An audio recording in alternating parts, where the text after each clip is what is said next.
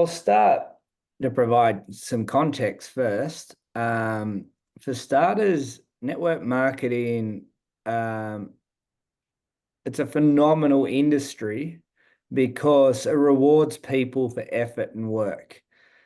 Um, but a lot of the people that get jaded and disappointed and frustrated are often joining on false promises. And it's the way they get bought into the business that causes the damage. You got to remember that it's a business. So if somebody's got lack skills in any area in life, whether it's communication skills, building rapport skills, sales skills, any skill in business, it doesn't really matter what business they do, but they get bought in on a pipe dream. And the pipe dream is often that, hey, come and join this new shiny object and you're going to make all this money. And then they go, hey, but I joined, but I didn't make all this money. And then they go, oh, it's not my fault. It's that company's fault or that network marketing fault or the industry's fault. But the truth is, this industry is what this world and society actually needs. Because if you look at the corporate model, the CEO is always making the most money, the executive team's making the next most, the sales, the senior managers the next most. It just tears down. And poor old person in the tier down has got a 5-year journey to climb as far up that ladder as he can to be able to earn more money. This industry gives everyone the opportunity to get paid based on their skills, their effort, and their network. Like that's the reality. If you've got skills, effort, and network with what I call a big idea, something new, refreshing, a story to tell, that's when the industry can absolutely pop for you. And and the most important thing is it doesn't really matter. Like you can join in 2 years, like I joined Gen S 2 years in. I joined Free Life 18 to 20 years into their industry and still becoming their top income earners when I joined. Joined Gen S 2 years after everyone, becoming the top 10 biggest income earners, even though I joined 2 years later. So, and why did I get that?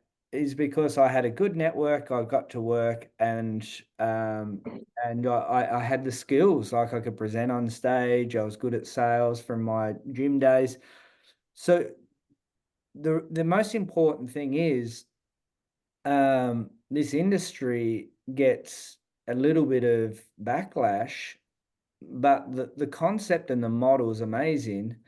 Now, the other, I guess, part two to that bit is there are a lot of, just dead set opportunists out there launching scams. And ever since we've gone into the crypto world and all that sort of stuff, there's just been absolute money games leveraging network marketing as an industry, which has muddied the water a little bit more. But pure network marketing and a rock solid business model is paramount to be able to, thrive in that ecosystem.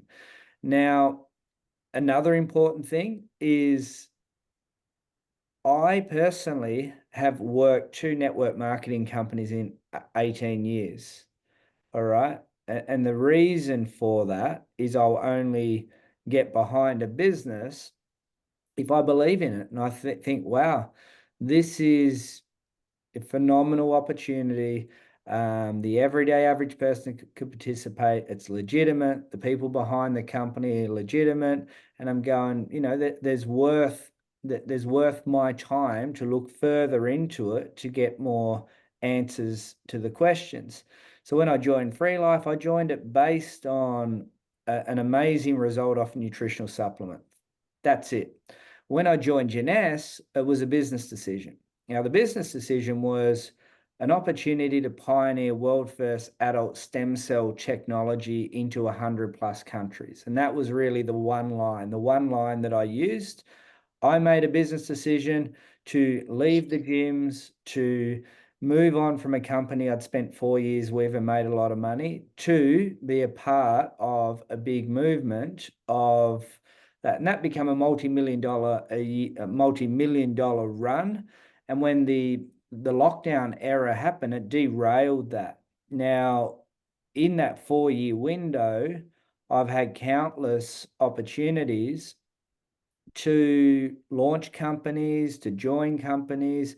But I sort of sat back and thought, hang on, this story's already been in the marketplace for a long period of time. It's never really got traction. It's a good product, but could I say that this is a big idea or a game-changing product? If the answer is no to that, well, I'm going to be like pushing a boulder up a hill.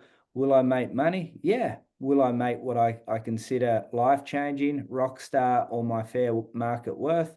Probably not.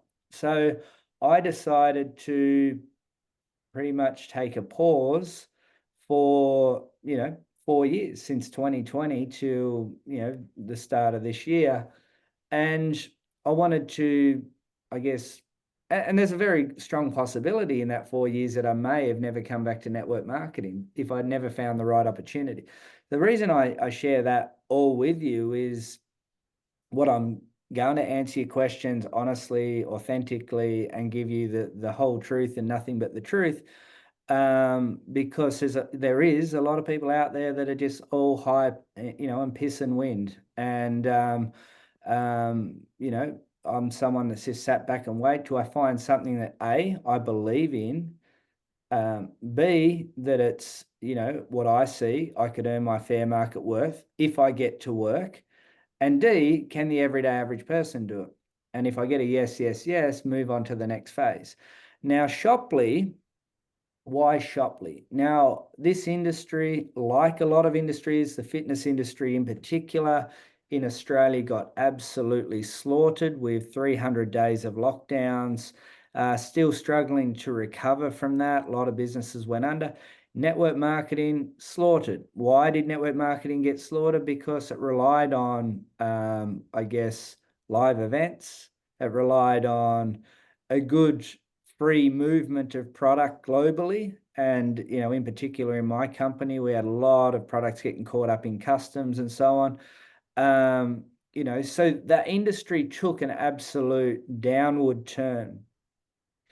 And what happened in the industry then was companies survived through damage control. And that was being bought out by new ownership, rebranding, merging with other companies just so they could survive. So there's no point going to dive into I guess companies that are already in chaos to say, hey, I'm here now, I'm ready to start going out to share your story. So the industry, as we stand in August 2024, has been screaming out for a new story, and a new story that captures the imagination of people, because in the end, the big idea is like, it's like magic dust. If you're the first person to talk about the electric car, well, tell me more about that. If you're the first person to talk about the internet, tell me more about it. When the NFT thing happened, tell me more about it. So we have a really interesting big idea, and it's the concept of leveraging an executive who's a part owner of 30 companies, been in the industry for 30 plus years, Terry LaCour, his whole ecosystem, leveraging the robust nature of his tech and infrastructure that he's been put into place for many, many, many years, to bring that to the market where brands could launch onto the product, onto the platform, this robust tech, but influencers, network marketers, affiliate marketers, these type of people can also come onto the platform to sell their people's products. So effectively, we are facilitating commerce in a marketplace format where we sort of sit as a niche version of a marketplace like Amazon, where we're actually providing the side of the fence, not just the people to get their product onto the platform to sell, but the side of the fence where there's a genuine business opportunity for people to help move that product for them. So if you look at a lot of marketplaces, they put their products on the platform, and it's a little bit of hopefully the audience is searching and we get found. Where we're trying to turbocharge that concept by providing a really good business opportunity for people to sell their product. So I think that story is interesting to capture people's imagination to ask more questions. Then we get back to the next phase. The next phase is who's behind the company? Who's, is this a startup with just limited runway of cash? If we get this thing rolling, are we 6 months before we crash and burn? So that was sort of one of my key business decision makings. In Jeunesse, a guy called Terry LaCour, who I would call him more of a venture capitalist in this industry. He's, as I said, a part owner of multiple companies, but he's somebody that I met through the purchase of my old company, the distressed old company that I was talking about, and a relationship formed through that. And I got to know him and his background and his business model and his history and what he wants to achieve. And I sort of started to go, I'm investing in what Terry's doing now, because, he's somebody that's pretty rock solid and phenomenal infrastructure, phenomenal business acumen, and phenomenal contacts. So when Terry pitched the idea of this Shoply marketplace where influencers meet, effectively Amazon, I was really like, wow, this is going to bring all my worlds together. And why? I've been asking for years to provide more remuneration for people that just make the sales. This platform really opens up 4 major opportunities. Opportunity number 1 is the old school building a team and a community, and most people that have been in party planning or network marketing or direct selling, that have been involved in running those parties, those live events, and building teams and nurturing that. There's a really phenomenal opportunity there. Now let's just say people despise that. There's 3 more opportunities of participation in this ecosystem. So I refer to our platform as more of an ecosystem to do e-commerce. Opportunity number 2 is affiliate style marketing or social selling. You'll see that with influencers where they say, hey, buy this phone, click on my link on my Instagram and we're off. Or me, who's a podcast host, here's my podcast mic, who will do a podcast. I say, hey, this week's episode is sponsored by iPhone. Click in the show notes and buy your iPhone. Or you're a personal trainer and you go, and I'm not building a network, but I've got 100 personal training clients. And you're saying, right, I'm selling weight loss ranges, vitamin C lines, a whole gamut of products to them where they just want to direct sell. So this is a new opportunity for that person to participate in our ecosystem. We move on again. Opportunity number 3, business to business type of sales. We are building and scaling this platform through, I would refer to as crowdsourcing products, and empowering the people to bring the products to the platform. So in network marketing, in Jeunesse, the company that I was in, when we were launching our brand into international markets, we had a series of challenges. One of them was product registration. One of them was we were always what I call putting square pegs in round holes. We got to go, we've got this $140 amazing serum or amazing reserve, but is this price point really good enough for the market? Then you've got the whole logistics side. Oh, we've put in an order, 6 weeks later, it's got there. Then there's a whole heap of behind the scenes stuff to make it happen. You would know that because you've been in the corporate side as well, doing all those things. Now, when we say opportunity number 3 is what excited me about the opportunity, because opportunity number 3 is empowering people to find the products for the platform. So imagine someone's really entrepreneurial. They live in Johannesburg. really well connected. They know the person that's got the amazing greens supplement, and the person that's got the phenomenal clothing brand, and the person that's got the anti-aging tea. That entrepreneur can go to them and say, hey, how are you getting your product to the market?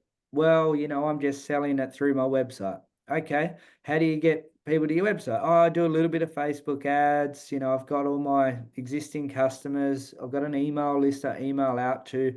I get it into these 3 or 4 stores. Well, who's your affiliate channel? How are you getting your market through word of mouth to the community? Oh, I haven't really thought about that. So, well, what about if I spend the next 15 minutes with you showcasing a way that you could move this product? Don't change anything that you're doing, still use all these channels. This is a new way that you can get your product to market. Now, let's say that they say yes, and we won't go into the detail of all that. I'm giving you an overarching why.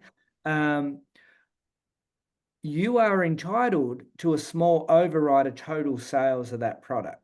So here's a new opportunity. I'm not building a team.